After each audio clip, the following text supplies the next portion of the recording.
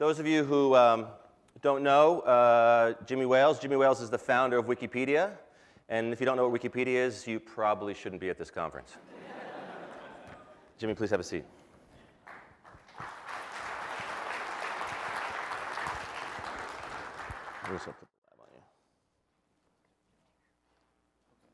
Good morning, Jimmy. Good morning. So the theme of our conference this year is, can the internet fix politics? Well, the biggest opportunities is the access to information. But what I'm a big fan of, as you might imagine from the work that I do at Wikipedia, in my view, things like this picture that we saw, where we can actually see the gushing oil, it's interesting, right? It's fun, it's kind of neat that there's that kind of technology, but honestly, if you want to know what's going on, this picture doesn't really tell you anything. I mean, it's just kind of cool to look at for a couple of minutes and see, yep, there's oil. What I think is very interesting is how, if you want the most comprehensive explanation of, let's just focus on just the technical situation. What have they tried so far to fix the spill? Why did it not work? What are they trying next? What are the things that people have said? You're going to find that in Wikipedia. It's going to be, I haven't even looked at it, but I'm sure there's a massively detailed entry that tells you in great excruciating detail everything that's been tried so far. So if you're interested in learning what's going on, the best place to turn for that is going to be something that's written by all of us, the community. And I think that's really, really important. And I think that the real opportunity is if we can create a culture where people want to be informed citizens, which a lot of people do, and we give them the opportunity to be informed citizens, I think that can be very transformative. If you want to hear, any particular debate, if you turn on television today and you want to understand something that's gone on with Israel and the flotilla situation, it's really easy to turn on the television and just see people screaming at each other and just see sort of accusations flying. I think a lot of people think, gee, actually, before I decide what I think about this, I actually should find out what happened. And I really want to get facts first. And so that approach is something that I think that unless we foster that approach, then the internet just becomes yet another tool for people to yell at each other. So we'll get to the fight for a neutral point of view in a second, but as long as we have you here, and there isn't much, often an opportunity to sort of look under the hood, tell us a few words about what it takes to keep Wikipedia going on a daily basis. What does it actually entail? Is it you in the, in your pajamas, but back behind the curtain? A lot of really fast typing. Yeah. No, it's a lot of people working on Wikipedia all the time. I think that for a lot of people, if a lot of people have the understanding of Wikipedia that it's 10 million people each adding one sentence each, and somehow it turns into an encyclopedia. That's really not the way it works. It really does depend on a core group of contributors who are there every day, monitoring things, fixing things. A lot of information does get put into Wikipedia by people who are not part of the core community. That is an important part of it. So people from, maybe somebody knows a lot about the oil situation in the Gulf of Mexico, not necessarily the spill, but something more broader about the geology or whatever. That person may come and write 2 or 3 paragraphs and cite one source, but they don't do it in the right style, they don't do it, and then the community comes through and fixes it up and moves things around and tries to find all the right sources and things like that. So it's that core group, which is a few thousand people, that really make it work. And within that community, there's a whole host of, it's a whole social structure, it's a whole governance mechanism.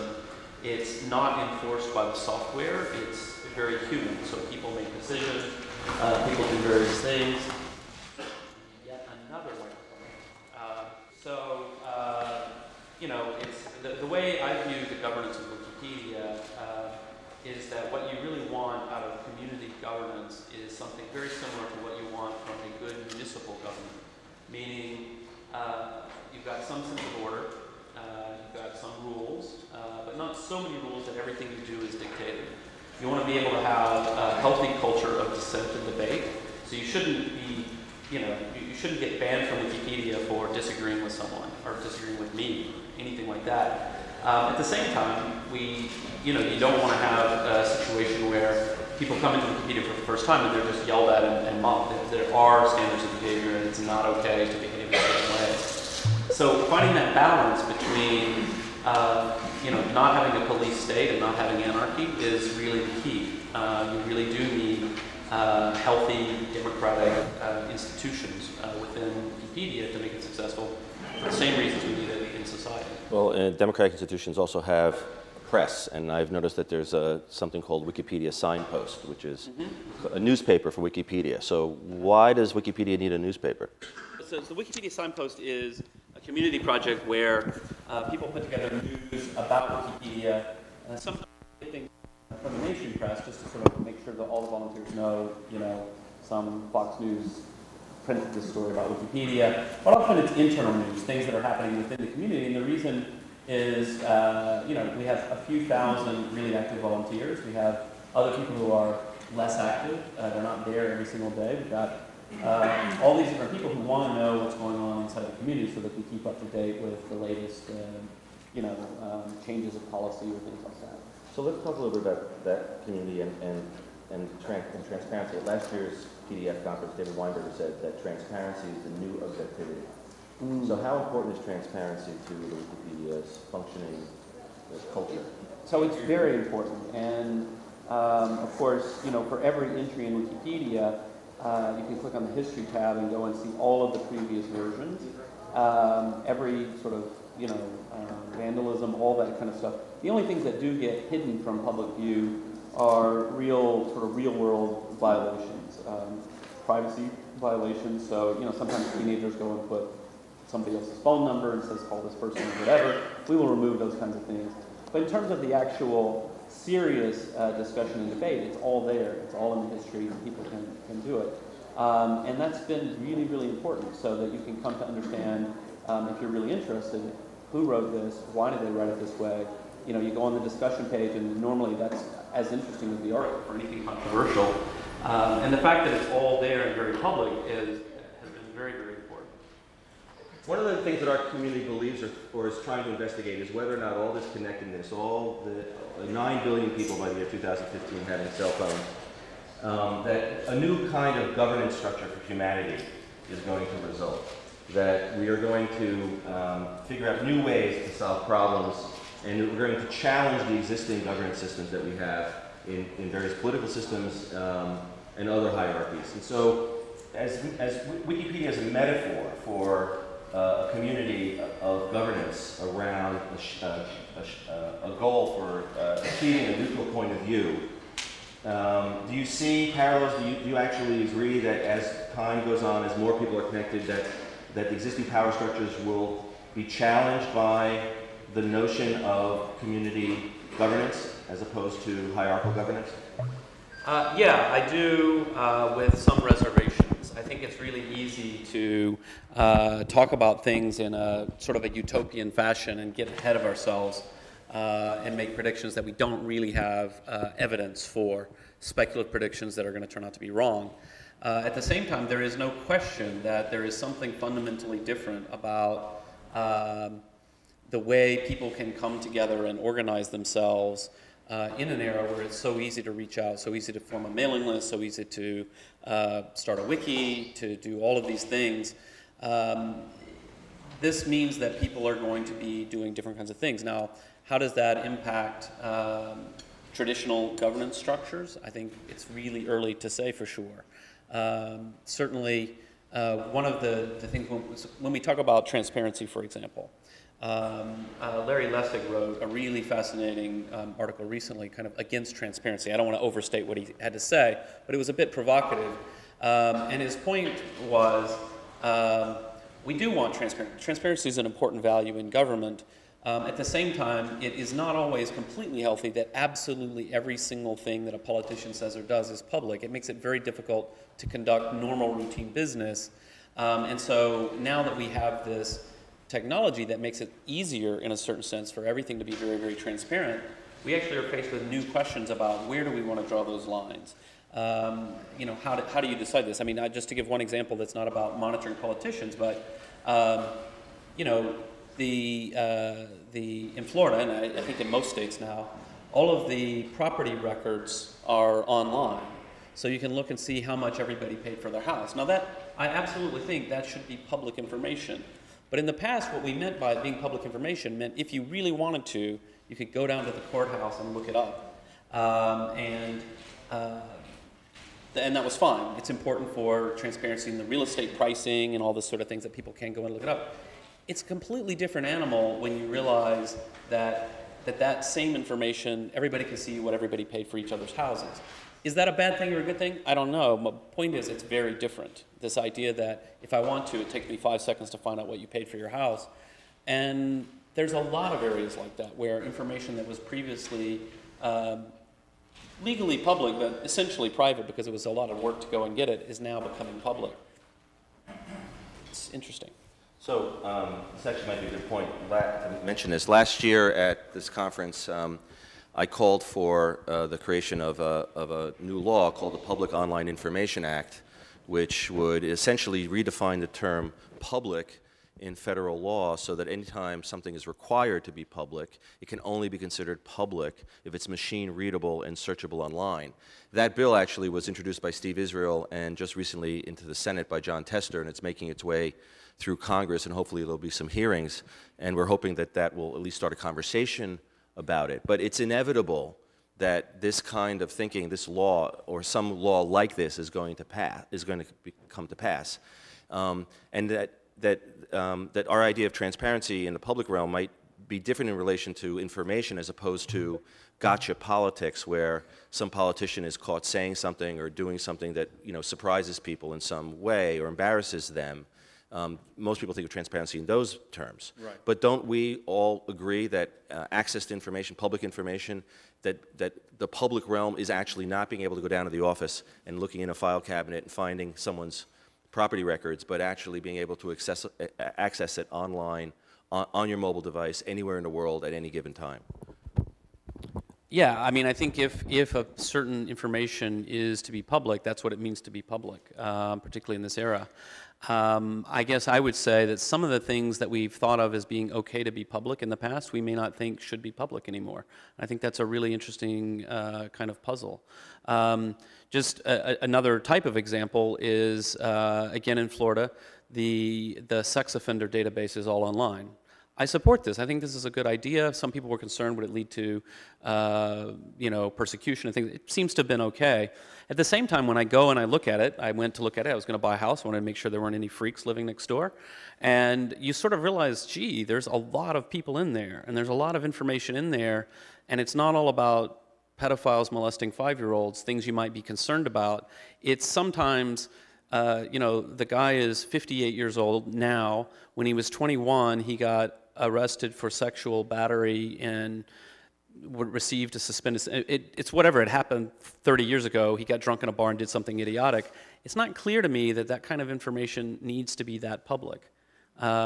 If we're going to say it's public, maybe, yeah, it should be online, but at some point we might want to consider saying, you know what, actually there should be a process whereby people's past can be forgotten. In the Wikipedia world, we focus on this question. It comes up with respect to biographies, and the question is, should we have a biography on every single person in the world? And the answer is clearly no, we shouldn't. There's a lot of reasons why we shouldn't.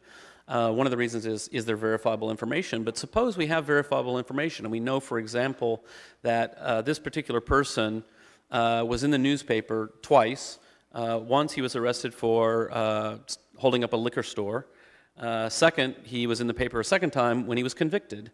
And that's basically the last the public's ever heard of him. Should we have a Wikipedia entry on this person under their name so that the first thing you Google is that you get what they did when they were 21, which is stick up a liquor store?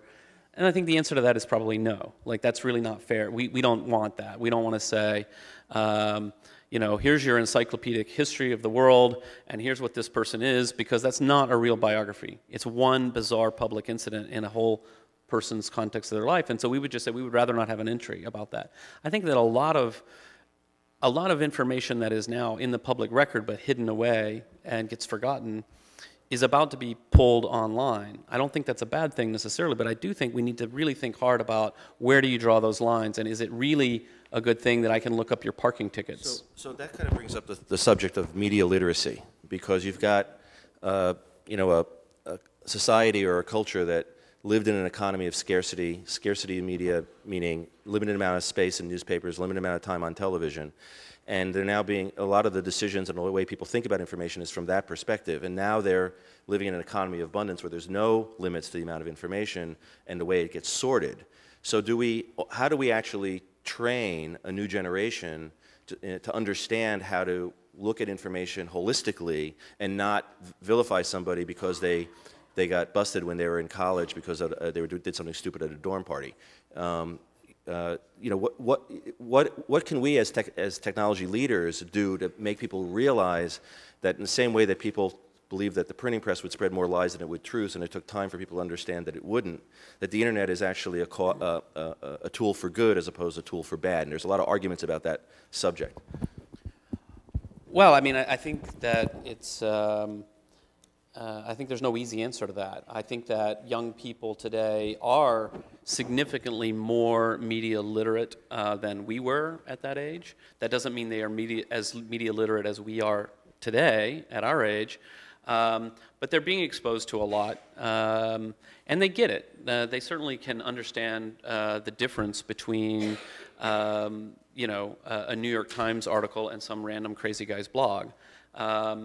I think we should teach that. I think that should be an integral part of school curriculum, is to say, look, we know that students are being exposed to a huge variety of information, and the ability and the capacity to deal with that and to understand, you know, oh, so here's something that you've read.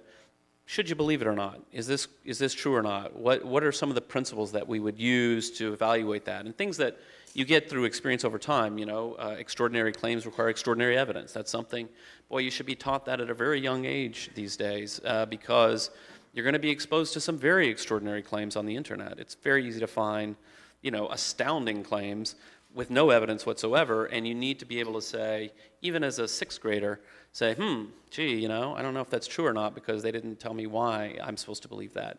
And that's something that we can inculcate, I think. So we'll take some questions if people wanted to line up at either of the two microphones at the bottom of each aisle. I'll just ask one more. So if anybody would like to ask a question, please do, you know, put yourself in a queue right now. Last time I saw you, Jimmy, we were having coffee in Chelsea, and it was just after the Haitian earthquake. Mm-hmm. And we chatted a little bit about how the Wikipedia page for the Haitian earthquake became the hub, the go-to source for information. Tell us a little bit about how you watch that unfold. Well, it's very typical of that type of event, and it's something that we realized fairly early on that Wikipedia was very, very good at. In fact, the first time I really became aware of it was 9/11. We were a very young project at the time, and on September 11th, if you turn on the television all day long, here's what you could see. Those planes flying into the buildings over and over and over, and random talking heads speculating about what the hell's going on. You didn't get a whole lot of real information that day. That's not a criticism necessarily, and it's like, what the hell could they do? On Wikipedia that day, people started doing the kinds of things that they're very, very good at doing now.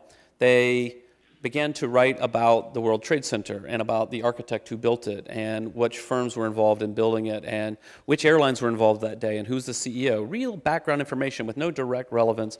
You know, 20 different possible terrorist groups who may have had something to do with it. And all that kind of background information began to get filled in. Now, whenever we see a major breaking news story of global importance like that, they go and they start filling in all kinds of information that is not, it's too deep and detailed for news organizations to have the capacity to cover it. You know, what is the population of various villages in Haiti? Who lives there? Who's the mayor, right? What infrastructure might have been there? All those kinds of things. People go out and they start gathering that information from hundreds of different places. They're doing it in different languages, so people may be reading things in Spanish and then putting it into English to help us understand things. You know, I saw a lot of that actually in the earthquake in Chile. A lot of information was being written. I checked a page and I could see the people who were writing it were in Chile, updating local information in English for the rest of the world. So, but You just actually triggered a question because it sort of goes back to something you said earlier, and I want to sort of connect the two, which is that if Wikipedia is constantly looking for a neutral point of view, and that takes time in a traditional Wikipedia information gathering process, what kind of tension is there when you're updating information to a disaster that's happening, where information is being put up quickly, it's not necessarily verifiable? What's the tension between that search for neutral point of view in a long form versus the immediacy of a crisis? Well, that can certainly be, there certainly can be a tension there. For something like earthquake in Haiti, the immediate breaking information is not necessarily politically charged. The politically charged bit comes later as blame happens for who didn't fix things or why were the buildings weak and things like that. The immediate information is not. In other cases, the immediate breaking information is highly politically charged, and for this I would say the flotilla situation. From the moment we heard about that, people were immediately fighting over the political meaning of it, who did what, who started it, was this authorized, was it not authorized, is it good, is it bad, and so on. And that is very difficult. But the key is, and this is where having a strong community and having a strong passion around the idea of neutrality, maybe you and I have very different views on this particular issue, let's say. But if we're both good Wikipedians and we both say, well, we know Wikipedia is not a tool for me to push my agenda or for you to push your agenda, we should work together and we should try to be as neutral as we can, then good people can do that. You can sort of say, gee, you know, I actually, I think this is probably what happened, because these people are horrible, but I also need to remember that probably that's not what they would say about it. And so how do I write it in a way that everyone would agree? It's not easy, and you can get it wrong, certainly. I mean, if the initial information that comes out is all in one direction, and I'm not suggesting this is the case here, but I'm going to make up an example. I haven't followed the news exactly. If we find out today that 40 of the people on the boat that was violent are actually hardcore terrorists and that this was all planned in advance, and we have good cause to believe that, and then we find out that the Israelis actually had good cause to believe that ahead of time, the color of the incident certainly changes in a way that would be surprising to us now. I don't think that's going to turn out to be the case, which would mean that all of the early reports, and even in Wikipedia, what we felt was neutral, turns out not to have been, but that's because the information changed. So, of course, breaking news, you can be as neutral as you can today. If you don't have all the information, you may only have one side of the story. Please don't anyone tweet that I said anything like what I just made up as an example. This is not my position, hypothetical. I think it's too late. Okay, so we have time for one question, and actually we have one person standing. So please, identify yourself quickly and go for it. Art Brodsky from Public Knowledge in Washington, D.C., and I just want to go back to your original comment about governance structures. And the question is, does a governance structure, like Andrew described, depend on A, everyone having access to broadband, and B, keeping the network sort of open and neutral? So to what extent do you follow what's going on in Washington about what's happening with the fate of the internet and government policy? I'm not really qualified to answer that question. My views on net neutrality are complex, and I'm not certain about them. Certainly my views on broadband accessibility, I love broadband. I'm not sure that it's the best use of government money to subsidize broadband. That sounds like a handout for some companies that are already very, very, very rich. But I might be wrong about that. So I actually refuse to answer that question. I have no idea. I make websites. So, too bad. We're about to wrap up, but I've got one other quick question, which just I think it was kind of funny when we were booking your flight to come up here. I needed your birthday for the reservation, and I went on your Wikipedia page and found out that there are 2 different birthdays. And Wikipedia is supposed to be fighting for a neutral point of view. So between which 2 days were you actually born? That's a really funny, long story. Try to make it short. I'll make it very short. According to all of my government documents, I was born on August 8th. According to my mother, who should know, I was born on August 7th. We're not sure how it happened. I was born very late at night. And then some people are amazingly obsessive with public information. Somebody looked up my marriage license from, I'm not married now, but when I got married several years ago, and they found that on my marriage license it says the 7th. But apparently under Florida law you have to show an ID proving your date of birth. And so then there was some speculation, well, maybe his driver's license says the 7th, but then he says it says the 8th, and a big fight broke out. I just find it all very amusing. My mother does not find it amusing. I want to know what your father thinks. He doesn't want to hear about it, honestly. Okay. Please thank Jimmy Wales for joining us this morning. Thank you. That was fun. Thank you.